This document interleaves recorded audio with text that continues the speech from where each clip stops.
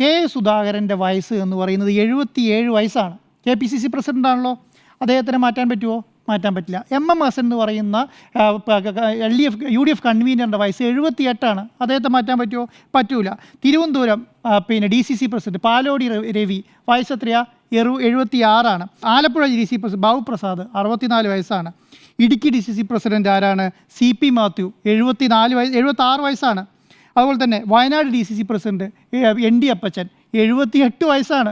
എന്ന് പറഞ്ഞാൽ ഞാൻ പറയട്ടെ, ഒരു സംവിധാനത്തിൽ ഇത് ആകെ 5 DCC പ്രസിഡന്റ് 6 DCC പ്രസിഡന്റുമാരാണ് ഒരു യുവത്വം എന്ന് പറഞ്ഞാൽ 50-നും 60-നും 70-നും ഇടയ്ക്കുള്ള മലപ്പുറം DCC പ്രസിഡന്റ് ഒഴിച്ചിട്ട് ബാക്കിയുള്ളത് നിൽക്കുന്ന 50-ന് മേലെ എന്ന് പറയാൻ 60-ന് ഇടയ്ക്കും അല്ല 70-ന് ഇടയ്ക്കും എന്ന് പറയാൻ പറ്റുന്ന DCC പ്രസിഡന്റ് എത്ര പേരാ? 6 പേര്. ബാക്കി 8 പേരും എന്താണ്?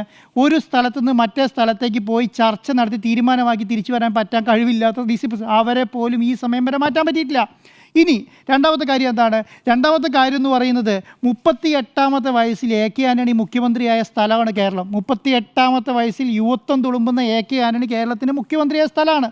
അത് കണ്ടു മനസ്സിലാക്കാൻ പോലുള്ള ബോധവും ആ പ്രാപ്തി ഇന്നത്തെ കോൺഗ്രസ് നേതാക്കന്മാർക്കില്ല എന്നുള്ളതാണ്. എന്തുകൊണ്ടാണ്? ഇവരുടെ തമ്മിലടി കൊണ്ടല്ലേ.